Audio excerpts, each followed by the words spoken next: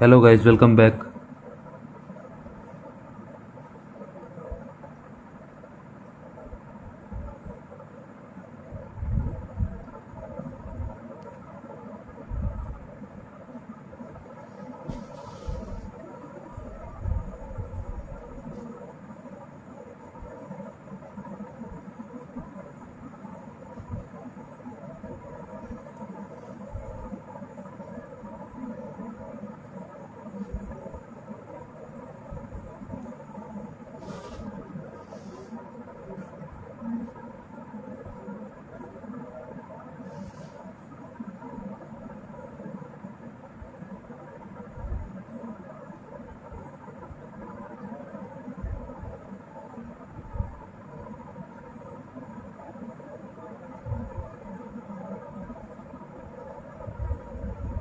Hello guys, welcome back.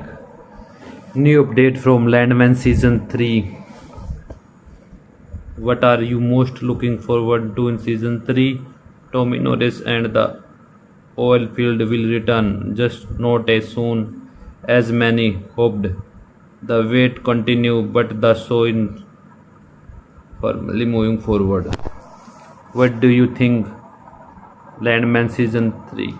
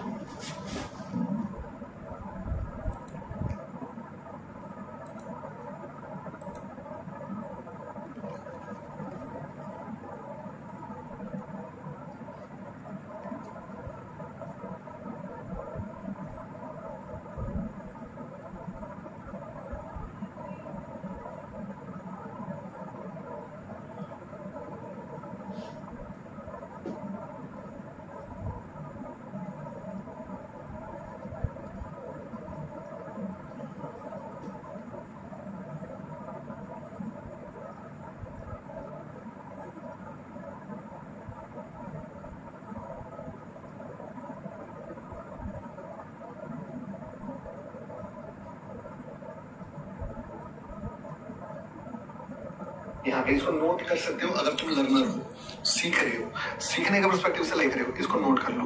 कैसे मैं बताता हूँ। पहला, कभी भी मार्केट खोलो, वन डे का टाइम फ्रेम डालो और दिमाग लगाओ कि किस किस लेवल पे लेवल मार्क कर सकते हैं हम लोग, कहाँ पे भी। क्योंकि जब आप बिगिनर होते हो तो आपको क्या दिखता है मार्केट, ध्यान से देखना। आपको दिखता है मार्केट कि यार कहाँ लेवल मार्क करें। आप सीधे 1 मिनट में आते हो और लेवल मार्क कर देते हो। अब 1 मिनट में तुम आओगे तो तुमको सिर्फ कॉर्नर दिखेगा, लाइक तुमको ये वाला लेवल दिखेगा कि ये लेवल है, फिर तुमको ये दिखेगा कि ये लेवल है, ठीक है। बट एक्चुअली में ये वो पिन पॉइंट लेवल्स नहीं है जो सबसे इंपॉर्टेंट है। तो आपको ना वो भी देखना होगा जो किसी को नहीं दिख रहा है। तो उसके लिए सबसे पहले टॉप डाउन एनालिसिस करते हैं हम लोग। अगर हम लोग इंट्राडे ट्रेड कर रहे हैं या स्कैल्प कर रहे हैं, 1 डे का टाइम फ्रेम डालेंगे। 1 डे के टाइम फ्रेम से चीजें फाइंड आउट करो। कैसे फाइंड आउट करोगे? सबसे पहले जो बॉडी या फिर बोल लो वीक का लो एंड हाई है उसको मार्क कर लो। अब देखना, समझना बात को, ये दोनों बहुत दूर है। अभी ये कितना दूर है? ये दूर है यहाँ से 300 पॉइंट, ये दूर है यहाँ से 250 पॉइंट। तो नजदीक में कौन सा होगा? प्रीवियस डे का लो या प्रीवियस डे का हाई। तो प्रीवियस डे का लो भी अगर देखें कि यार बहुत दूर है तो इसको इररिलेवेंट है। अगर मार्केट यहाँ पे होता तब इसको देखने का फायदा। तो ना ये हो चुका है ब्रेक, तो इसको भी देख के फायदा नहीं है। रहा कौन सा लेवल? एक लेवल जिस लेवल पे ये रेड कैंडल बन जाएगा, ग्रीन से रेड, या एक लेवल जिससे ये ग्रीन से रेड बन जाता। ग्रीन से रेड कब बनता है? जब ओपनिंग से ऊपर आ जाता है। रेड से ग्रीन कब बनता है? जब ओपनिंग से नीचे आ जाता है। इस कैंडल का ओपनिंग यहाँ पे है। अगर मार्केट लाल में होता, लाइक यहाँ पे, तो भी यही लेवल होता जिसके ऊपर मार्केट ग्रीन बन जाता। अगर मार्केट ग्रीन में है तो भी यही। बड़े बड़े प्लेयर्स जो है ना वो टू रेड एल्गो है। हाँ, गिरना अलग मार्केट को, जैसे ट्रेड बन रहा है, समझ रहे बात क्यों? तो बड़े प्लेयर्स इसको टारगेट भी कर रहे हैं कि यार एल्गो फंसाएंगे लोगों को, एल्गो को भी ट्रैप करेंगे, लोगों का एल्गोस का ट्रिगर होगा यहाँ पे ऑर्डर। अगर होगा ही होगा, ऑब्वियसली होगा। तो सोचना पड़ेगा तुमको कि भाई यहाँ पे एक्चुअली में क्यों मार्केट रिवर्स कर गया, ऐसा क्या था यहाँ पे। पिछली बार तो चलो लिक्विडिटी लिया था, इस बार छू के झटका से इतना रिएक्शन क्यों दिया? क्योंकि एल्गो है। हाँ, गिरना अलग मैटर करता।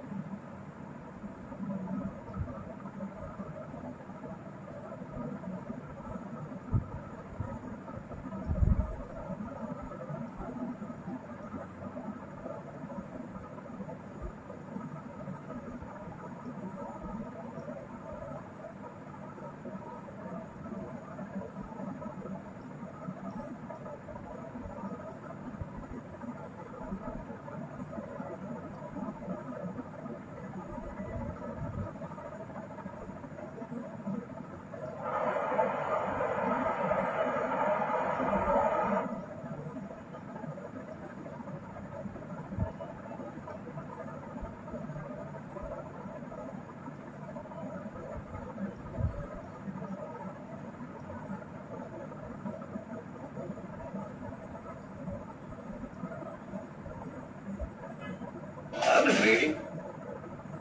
Papa. See ya. Get ready for freshers. Landman fans, gather around because today we're going to talk about the long-awaited updates for season 3. And trust me, an incredible season full of action and drama is waiting for us. Will Tommy's new company succeed? What kind of challenge will Galeno create for them? Will Tommy forgive Cammy? And most importantly, when is the season 3 release date? Let's take a look at the answers to all of those questions together. First, let's remind ourselves where we left off last season. For me, the biggest moment of season 2 was Tommy getting fired from M-Tex. And honestly, I don't think that ended up being such a bad thing for Tommy. Throughout season 2, we watched Cammy place unlimited trust in Galeno, while at the same time constantly clashing with Tommy. And for Tommy, who knew Galeno's true face, being pushed away from both Cammy and M-Tex after risking his life to protect them was, as you can imagine, an enormous disappointment. In the end, Cammy fired Tommy because she believed he no longer had what it took to move M-Tex forward. And we finally saw Tommy do what we've been waiting for him to do for the past 2 seasons, start his own company. And he did it in the best way possible with his son, who has now become an expert at finding oil, and his father, who brings decades of experience to the table. Of course, not everything about this new company is perfect, because the money needed to build it came from Galeno, the very man Tommy had always tried to avoid. And you can probably imagine just how big of a problem that is for Tommy. Now, let's take a look at what we could see in season 3. First, I want to start with Cammy, who will probably go through the hardest times in season 3. Yes, she confidently fired Tommy, but that decision is obviously going to come back and hurt her. Because once Cammy fired Tommy, we know that many of his workers were going to leave with him. That includes Dale, Nathan, and Rebecca. Honestly, I don't think Cammy has any chance of producing the amount of oil she promised Galeno without both her lawyer and the employees who actually know the field. And this is where I think we'll see Cammy try to bring Tommy back. This will probably be the weakest moment of Cammy's life.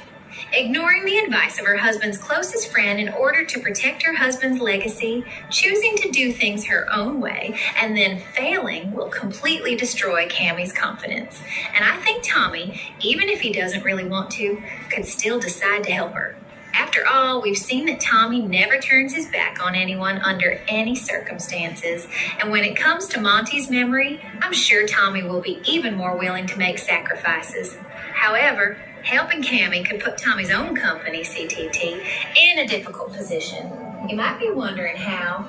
I think Tommy could end up giving Cammy some of the oil his company produces so she can pay off her debt to Galeno. And as a result, we might see Tommy struggle to pay off his own debt. Or he may end up working so much that the illness we saw in the season 2 finale gets much worse. At this point, I even think Tommy could end up fighting for his life because of his health. All right. Now let's talk about the possibility of Tommy not being able to repay Galeno.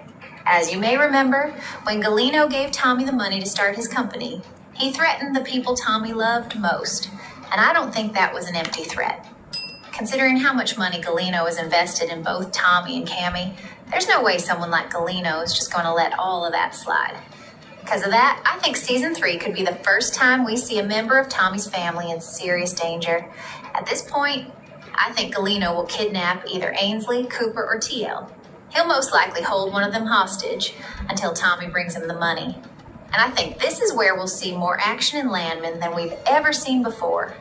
I also want to talk a little more about Cooper, because as you know, by the season 2 finale, Cooper was in more trouble than ever before. As you'll remember, Cooper beat the man who had abused Ariana to death. And for now, thanks to Rebecca and Tommy, he managed to avoid going to prison. However, considering that the man who died was an important person, I think this case could be reopened and we could see Cooper end up in prison. Another danger waiting for Cooper will probably be the agreement he made with Galeno. Because of that, Cooper is really going to have to work hard this season. If you're wondering whether there's anything good waiting for Cooper, I think we'll finally see him marry Ariana this season. After all the beautiful steps they took toward marriage in season 2, we absolutely have to see their wedding. As for Ainsley, other than the possibility of being taken hostage by Galeno, I don't really see any major problems waiting for her. She adapted incredibly well to college life, and I'm sure learning to stand on her own away from her family will make her much more confident and mature. The character I think we'll see in a much bigger role this season is Angela. Honestly, Angela's optimism and cheerful personality don't always fit the tone of the show, but I believe the energy Angela brings will become the strength that keeps the family going. With everything becoming this stressful, I'm sure Angela will be the one who holds the family together and gives them the support they need. Lastly, I want to talk about my favorite couple in the series, Rebecca and Charlie. Yes, they got into a relationship incredibly quickly, but we can't deny how great they are together. For the first time in the series, Charlie made Rebecca feel excited, nervous, and even make mistakes. And I absolutely loved seeing that side of her. Because of that, I think Charlie's presence will make Rebecca a much more important character in the story. And I'm sure Charlie will pick up right where he left off in season 3, and we'll see Rebecca have a much bigger impact on the story, even convincing Charlie to work for CTT. All right, now let's get to the most exciting part. When will we be able to watch season 3? The good news is that filming started in May 2026 and is still underway. And even better, there are plenty of rumors suggesting that season 3 will premiere in early 2027. So if I were you, I'd start getting ready now. Now it's your turn to share your theories. What do you think is waiting for Tommy and his family in season 3? Let me know in the comments. Meanwhile, the video on the screen might also...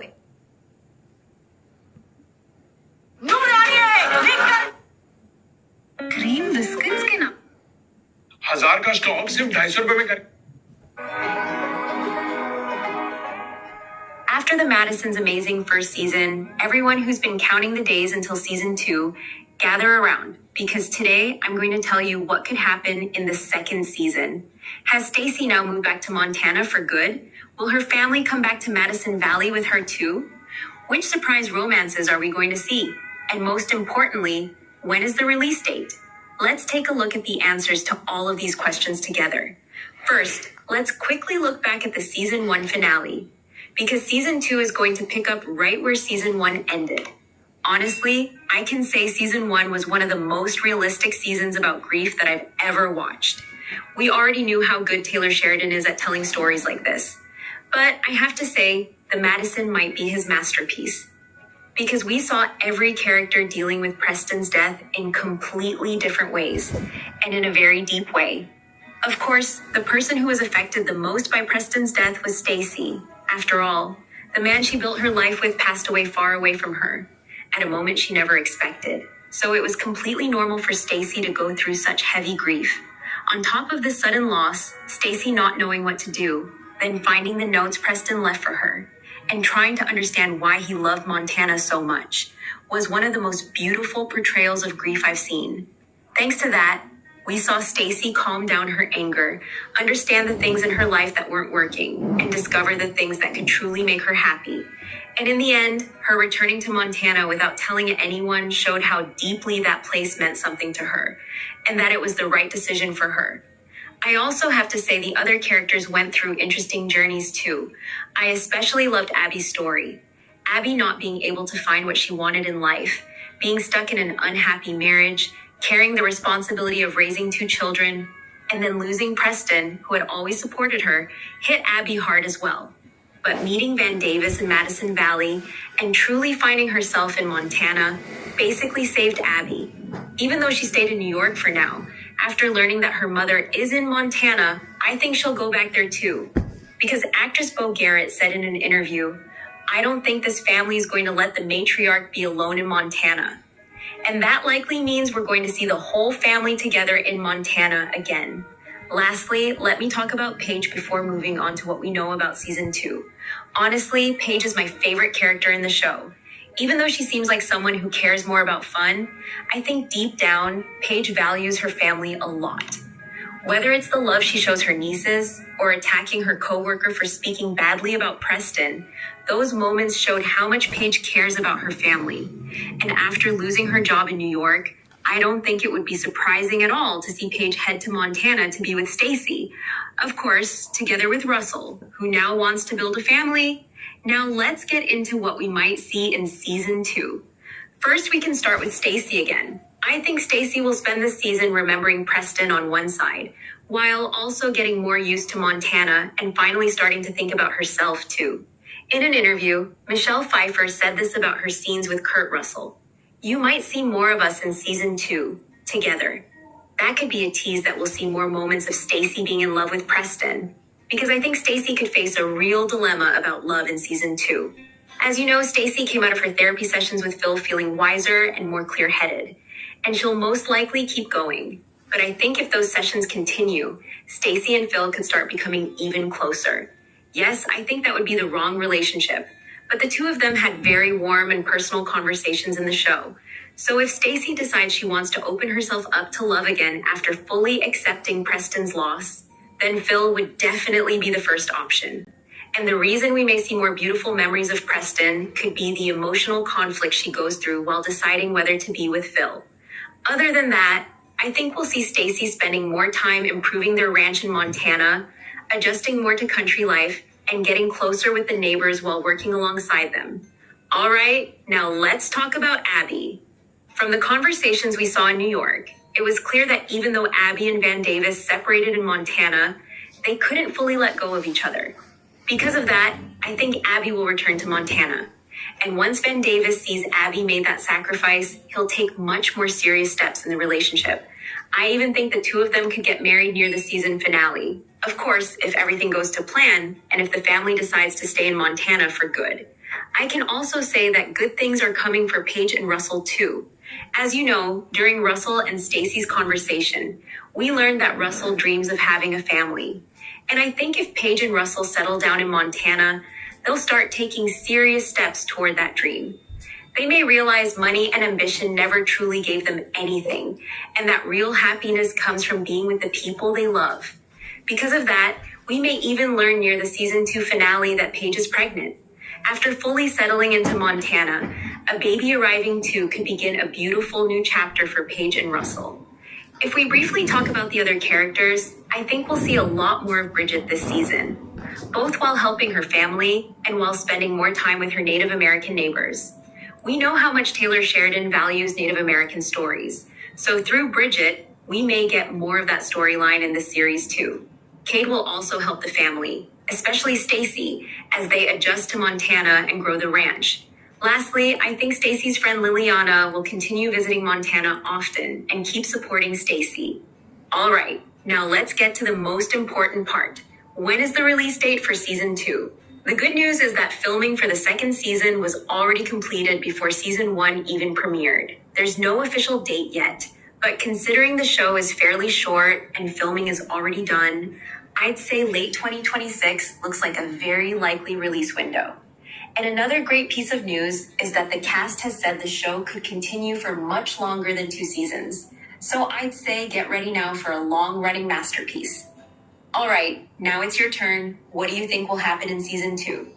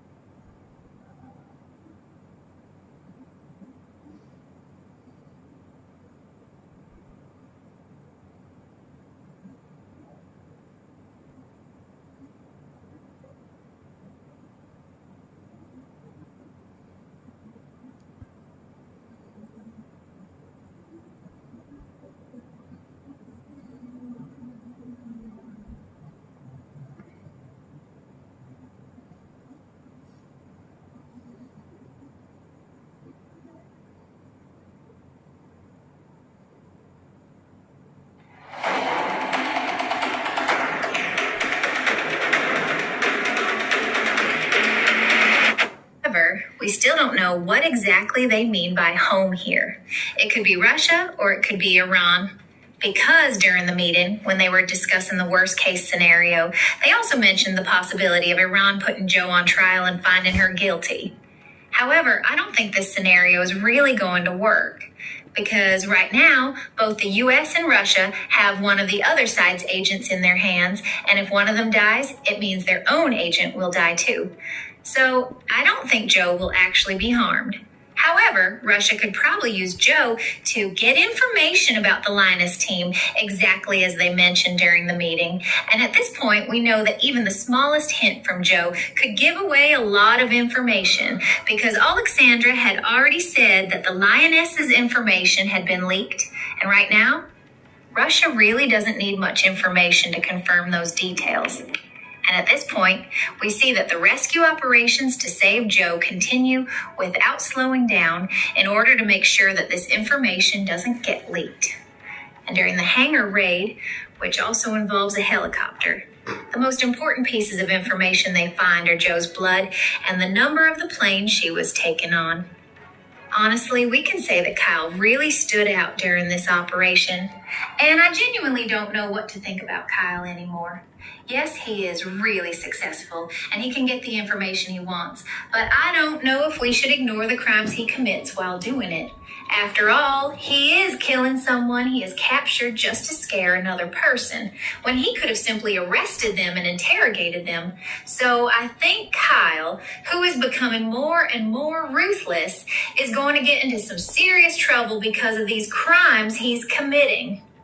Later in the episode, we see Joe and Neil arguing 6 months earlier. We hear Neil, who swore an oath to save people's lives,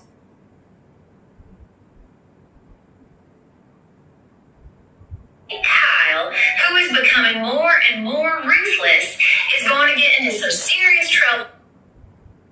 Lives, saying that he doesn't want to kill anyone, even if it's just to protect himself. And honestly, I agree with Neil in all of the arguments between Joe and Neil. Having to completely change your life just because of your wife's job, and even having to potentially kill someone, is not a sacrifice that everyone can accept. At this point, Joe needs to be more supportive instead of being controlling, and she needs to respect every decision that Neil and the children make. You may have chosen to go to war, but you can't force anyone else to go to war with you. In the final scene, we see Caitlin going to Neil and telling him that he needs to be prepared for the worst case scenario, which is that Joe might not come back. At this point, I'm also going to criticize Caitlin a little because she was honestly way too harsh toward Neil, a man who is trying to protect both himself and his children, who is now facing the possibility of death at any moment, and who has done absolutely nothing wrong. I know Caitlin is a cold woman, but you shouldn't be this rude to a man whose life has been destroyed because of their mistakes, especially when his wife is currently in the hands of their enemies. And I think this conversation actually shows us Caitlin's true colors. Now let's take a look at what could happen in episode 5. The title of episode 5 is The Idiot Army, and the synopsis is as follows. Joe leads the hunt as her team exposes a hidden network operating through covert handlers, while Caitlin and Westfield hustle to assess the threat. Yes, both the synopsis and the promo are promising us an absolutely action-packed episode, so let's take a closer look at the promo. In the first scene, we see Joe and Kyle capturing a man, and at this point, we see Kyle once again brutally breaking a car window. In the next scene, we see Caitlin saying that she has learned about Russia's assets in America through someone, and this list most likely came from Alexandra, and in this episode, we'll probably see the names on Alexandra's list being tracked down one by one. But of course, I'm sure Kyle will once again use much more ruthless methods during both the interrogations and the operations. Because at this point, we can also see that Caitlin allows it. Honestly, they seem like two people who have the exact same mindset to me. And at this point, we also see the Lioness team beating up a professor at a university and trying to force him to talk. And after this, Joe says, "That's who we are." As you can probably understand, I really don't like these torture scenes. When you have enough accurate information that you can use as leverage, you can already make your enemy talk. At this point, I would have liked to see Taylor Sheridan write a story that relies on intelligence rather than physical force. But I guess this season, the tension is going to be raised through these kinds of torture scenes. At this point, we'll probably also see Jo being tortured in the Russia where she was taken and potentially giving away some information. And we can see Jo being tortured even more in order to get more information out of her. I also think that at some point we'll see Caitlin imply that she might.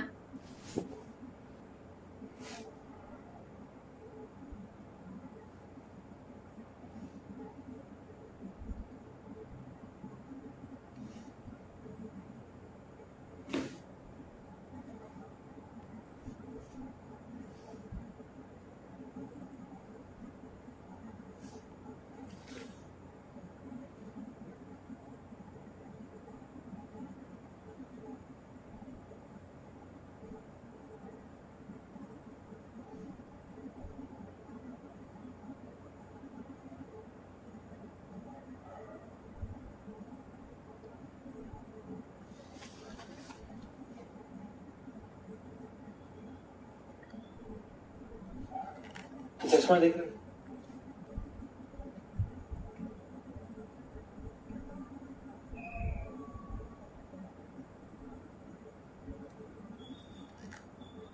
Has just been released, and following an episode that continued on from the premiere in the most perfect way. Judging by the trailer for episode 3, it feels like this next one is going to be doing the exact same, with us finally being introduced to a Guardian of the Universe, and it's seeming like they might well be looking to get Jon Stewart in the position far sooner than what Hal Jordan would want him to. I feel like the division between Master and Apprentice is now going to grow even stronger. So with that, I wanted to break down the trailer and also give my theories and predictions on what I think is going to happen in the next episode. So let's get into it. Here is Lantern's episode 3 trailer explained. Just to let you know, this video will contain spoilers, so I'm giving you a fair warning now. So the trailer opened up with Jon Stewart seemingly falling from the top level of what looks to be an empty shopping mall and landing on a bunch of mattresses that were on the ground. We don't quite know if this is actually happening in reality, if this is some kind of dream that he's having, or if it's part of the training that he had to undergo when it was announced that he was going to be the next Lantern and training under Hal Jordan. I only say this because the main thing that a Lantern needs is the ability to not be afraid. Hence why "Are you afraid?" is what's always asked. So by leaping from the top level, or even being deliberately dropped from height, even if there was something there, it would still be a frightening experience to a degree. So I think this first scene could have essentially been a test to have truly seen if Jon Stewart was afraid or not.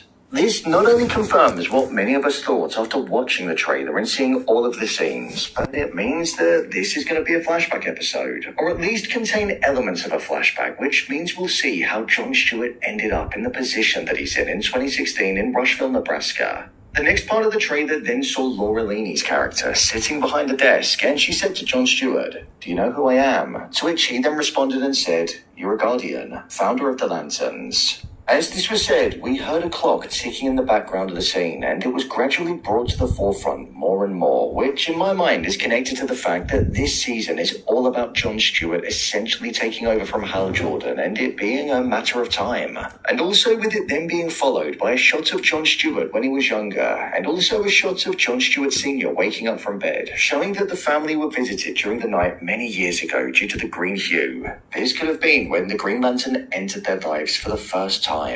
It shows that the Jon Stewart that we know has a deep-rooted connection, and the family has been on the Guardian's radar ever since he was younger. After this, we then saw the Guardian saying to Jon, "This is when most candidates ask, why me?" As this was said, it then intercut with a quick succession of shots, some which showed the reason why Jon Sr. might have been so interested in making sure that his son became a Green Lantern. First off, I actually think that the green light that we saw illuminating around the bedroom when Jon Jr. was younger wasn't intended for the young Jon. I think it could have actually been intended for Jon Sr. I think Jon Sr. was once a candidate to become a Lantern, maybe at the time that Hal Jordan did, and I think he underwent the training process in order to become one. However, I ultimately think he fell short. We know that the most important question for a Lantern is, are you afraid? To which you can't be if you're a Lantern, and I think Jon Sr. is going to have been afraid. He might not have necessarily said it, but I think the Guardians might have suspected that he was, and he was then eventually unsuccessful. This is why I think he was greeted during the night. There's no way that the Guardians would have had their eye on somebody as young as John Jr. back then when he was in a crib. So I think that's a twist that we're going to end up seeing playing out in the next episode. Within the quick succession of shots, we saw one of John Sr. and his wife sitting there with their baby, and I'm imagining they're contemplating if John Sr. should go for it. There was one of Hal Jordan as the Green Lantern being reported on during the news broadcast, but as John Jr. was watching it, John Sr. walked in and fired his weapon at the TV and ultimately broke it. This is what also makes me think that he missed out on it to Hal Jordan, because there seems to be a deep-rooted resentment and hatred there, because I think he feels like it should be him that's holding the power ring and is the Green Lantern. As well as that, we saw a Green Lantern suit being shown, which shows that the desire to be the Green Lantern is something that John Sr. always had, and it's something that the kids had always been around. Afterwards, it looks like we had the setup like what we had before, where John was taken outside and he had the apple fired on his head, whilst also being asked if he was afraid. I wonder if because John Sr. failed at the final hurdle, maybe because he was afraid of potentially losing his family, because at that point in life he had something to live for other than himself. It makes me wonder if that's why he devised the apple routine for his son, because that was something where his son would have to truly numb himself to allow it to even happen. There was a look of reluctance in John's wife's eyes, as if she thought that what he was doing was wrong and cruel, and I can definitely see where she might be coming from if that is the case. There were so many holes in the garage door, all at different heights. One where, if it were done, he'd be toast. So I think this shows that he's been doing this routine with his son for quite some time now, as he's a lot taller. The final shot that we then had in the trailer is of what looked like somebody diving into the rough, open water, which in my mind is insinuating that this could be another part of the training routine in order to become a lantern. The trailer could quite literally start with a routine and end with one, a completely different one, which felt far more dangerous. The last piece of dialogue that we had in the trailer was of Jon Stewart answering the Guardian when she said, "Most candidates ask, why me?" And he said, "I know exactly why me."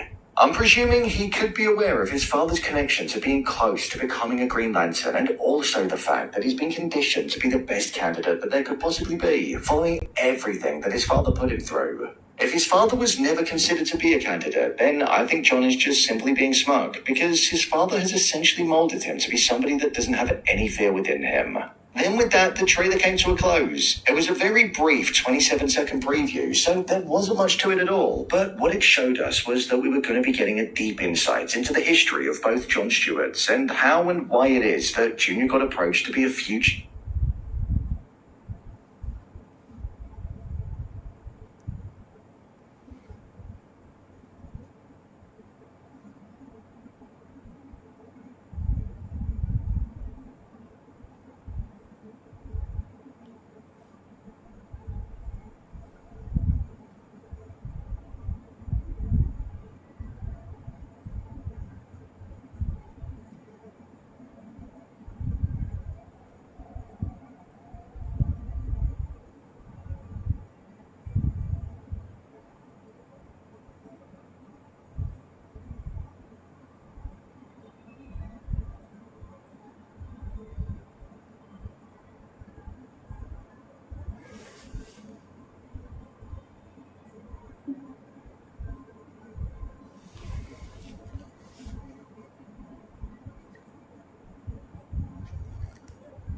Create even more questions instead.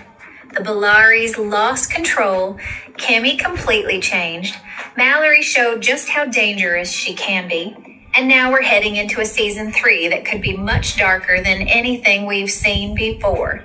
But there's one update that completely changes the future of this show. And honestly, I don't think anyone saw it coming. So let's talk. Before we get into that huge news, we have to talk about what happened to the Bellaris. Their relationship started falling apart, their secrets were exposed, and one problem after another kept hitting them. By the time we reached the finale, they had lost almost everything. The company was basically the last thing they had left, and even that wasn't completely under their control anymore. And the person who benefited the most from that collapse was obviously Kimmy. I mean, can we just appreciate how far this woman has come? She started this story trying to survive in a world where everyone else had more power than her. She was constantly being controlled, manipulated, and pushed around, but somehow she did it, and now she has the power. But there's something about Kimmy's place that could become a huge problem in season 3, because she has a target on her back now. The more control she gains, the more people are going to want to take it away from her.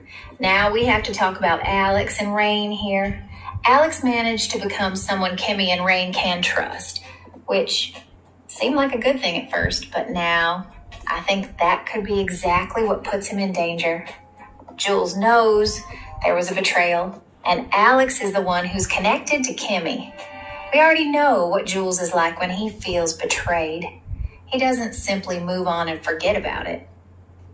And the fact that he's behind bars doesn't mean he has lost his ability to cause problems. If anything, I think season 3 could show us just how much damage Jules can still do, even from prison. He has connections and influence. So if he figures out exactly who betrayed him, Alex could find himself in serious trouble. And speaking of people in serious trouble, Mallory is definitely one of them. Thanks to Roy, everybody learned that she killed Norman's wife. And we've seen enough of Norman to know that he doesn't exactly react like a normal person. This is someone who blew up an entire house for fun. So if he believes Mallory was responsible for his wife's death, I don't think he's going to sit around waiting for someone to handle it. Besides the danger part, we've actually learned a lot about Mallory. Finding out that Horace once helped her when she was in a terrible situation, like the way he helped Kimmy, helped the two leads bond. I mean, if they didn't, they would have ended up killing each other, but I still don't completely trust Mallory. And I'm sorry, but I don't think we're supposed to. The fact that she suddenly became so close to Kimmy could be genuine, but it could also be part of a much bigger plan. Maybe she really does come from a terrible place. Maybe she really thinks that she and Kimmy have to have each other's back. Or maybe Mallory simply realized that Kimmy was going to be the person capable of destroying the Bellorys and decided to stand on the winning side. Maybe she really does come from a terrible place. Maybe she really thinks she didn't want to go down and come up with a story that'll make Kimmy believe that she was also like her. Honestly, I wouldn't be surprised either way.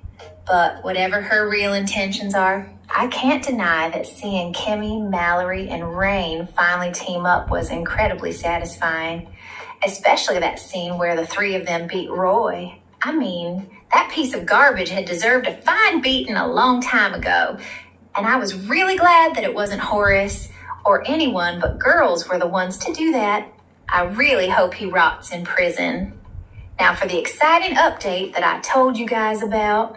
Season 3 should have been the finale of the show, according to the announcements of both Tyler Perry and Netflix.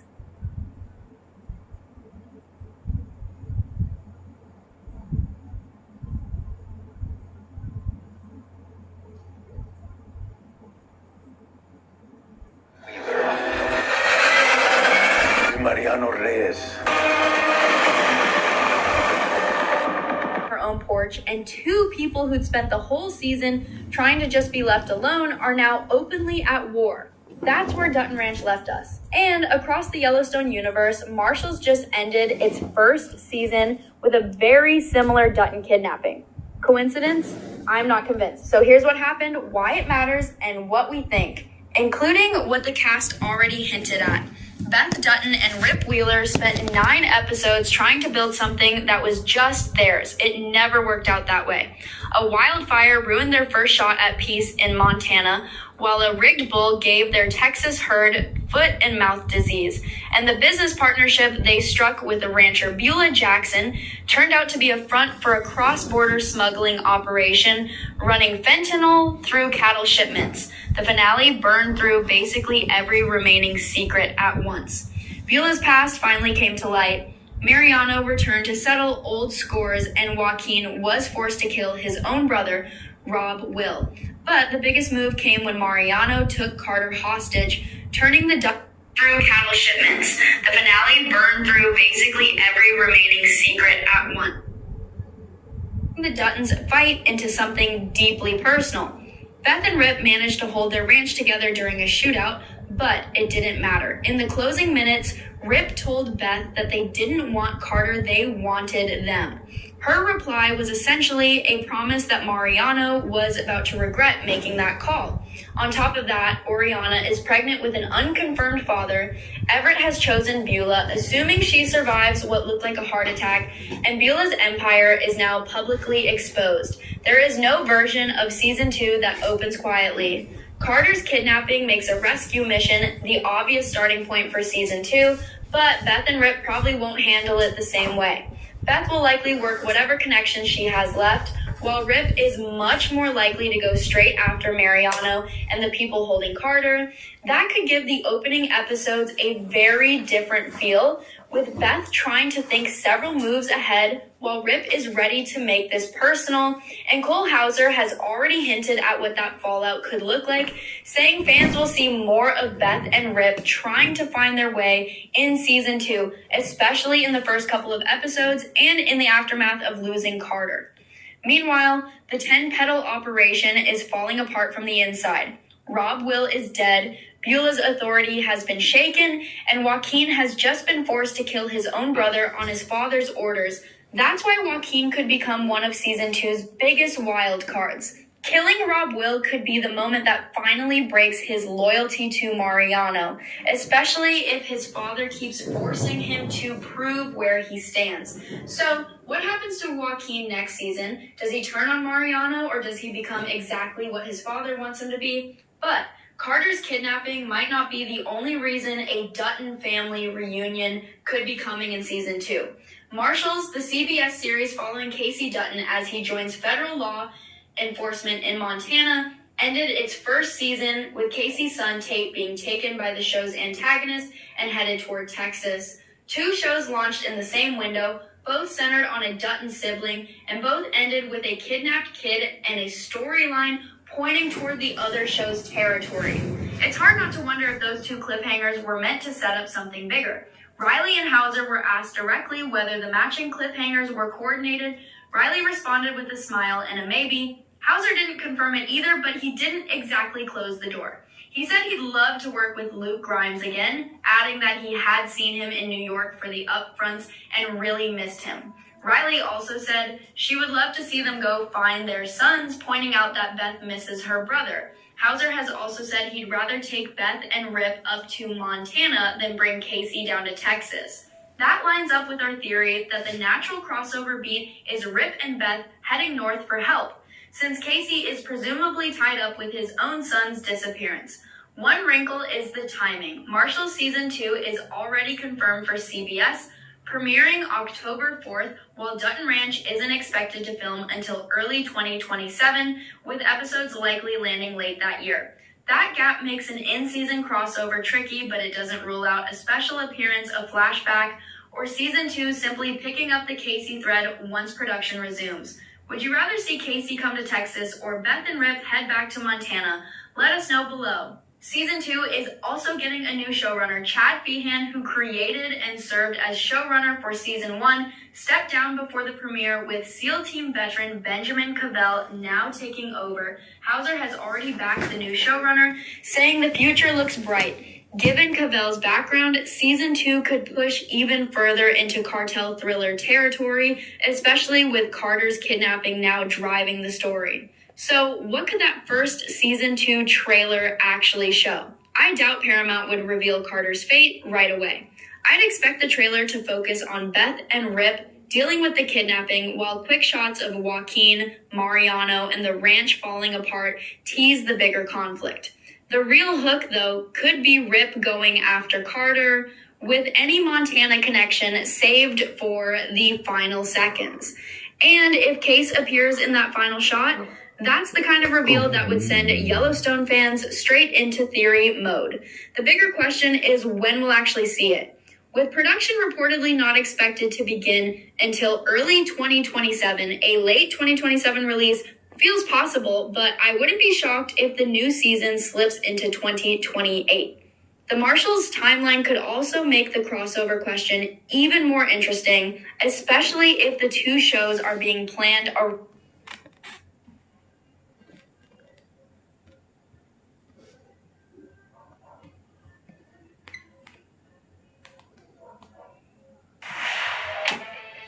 After the super exciting finale of season 2, those who are eagerly waiting for season 3 of Landman, gather around, because I have amazing news for you. Today, I will tell you what Tommy might do at CTT, what will happen to Cammy, what Galino's real plan is, and most importantly, when we will be able to watch season 3. Get ready, because we have never watched a Landman season this exciting before. First, let's briefly remember together what happened in the season 2 finale. Because as you can imagine, season 3 will continue right where season 2 left off. And of course, the most important moment of the season 2 finale was Tommy being fired from MTEX. We truly watched the series all season with the fear of whether Cammy would make this unbelievably wrong decision. And unfortunately, what we feared happened. And Cammy fired Tommy for blocking the expansion of MTEX. However, what Cammy does not know is that Galino's money comes from a very risky source. Because Galino will never be able to tolerate his money being wasted. And he is someone who could kill a person for that reason. Because of this, with Tommy gone as well, there is now no one left at MTEX who can extract oil or gas. So we can say that difficult days are waiting for Cammy. On the other hand, we were finally able to see Tommy in the position we have been waiting for over 2 seasons. And he finally started his own company with his father and son. Even though they had to depend on Galino's money in the founding of this company, I think that such an experienced and smart team will be able to earn back the money Galino gave them in a short time and completely cut ties with him. Of course, if no other problems come up. If you'd like, let's take a look together at what could happen in season 3. First of all, I want to start with Cammy, because with her firing Tommy, I think everything could suddenly be turned upside down.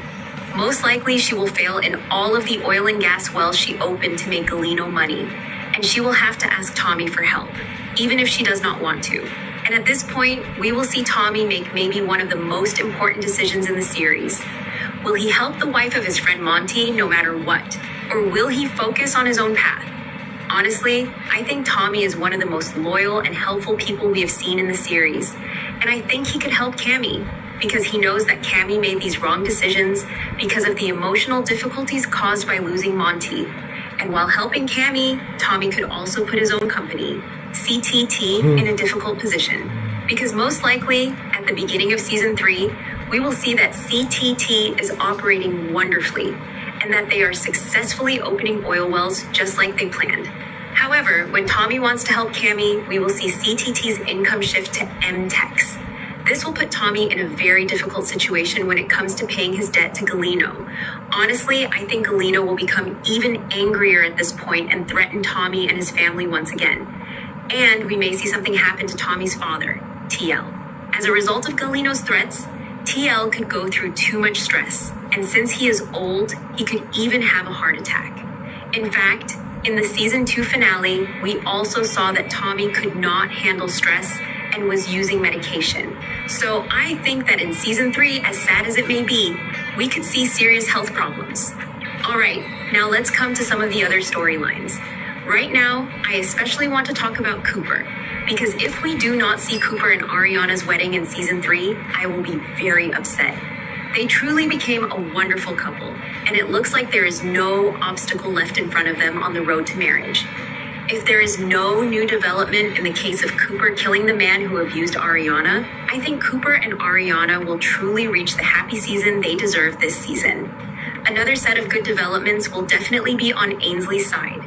Even though she could not fully adapt to university life at first, she is truly doing amazing things right now. Both protecting her friends and being very successful have truly matured Ainsley a lot. And I think in season 3, we will see a much more grounded Ainsley. Also, because she increases the fun scenes in this stressful series, I truly think we need her on screen. Another person keeping everyone standing in the series is definitely Angela. Honestly, I think that in season 3, with Tommy dealing with this many problems, Angela could step forward much more. Most likely, when Tommy can no longer handle this level of stress, Angela will take responsibility and become the person who keeps the family standing. I think Angela should also come forward much more, just like Cammie's screen time increased in season 2. Lastly, I want to talk about Rebecca and Charlie. Even though their relationship developed a little quickly, I loved this relationship because thanks to Charlie, we were also able to see Rebecca's emotional side. However, now Charlie works at MTEX and Rebecca is at CTT. So I think we may see Charlie move to CTT for Rebecca in season 3. I definitely think we need to watch many more scenes about this relationship. All right, now let's come to the most exciting part. When will we be able to watch Landman season 3? The good news is that season 3 was renewed while season 2 was still airing. And even better, we know that filming will begin in May 2026. And now the best part, it is being said that the series will come out in November 2026. And honestly, I did not think we would be able to get season 3 this quickly. Truly, for such successful series to come out this quickly as well, is probably one of the best things we can experience. All right, now it is your turn to talk. What do you think is waiting for us in Landman season 3? Will Tommy help Cammie no matter what? Will CTT be able to succeed? Let's meet in the comments. Meanwhile,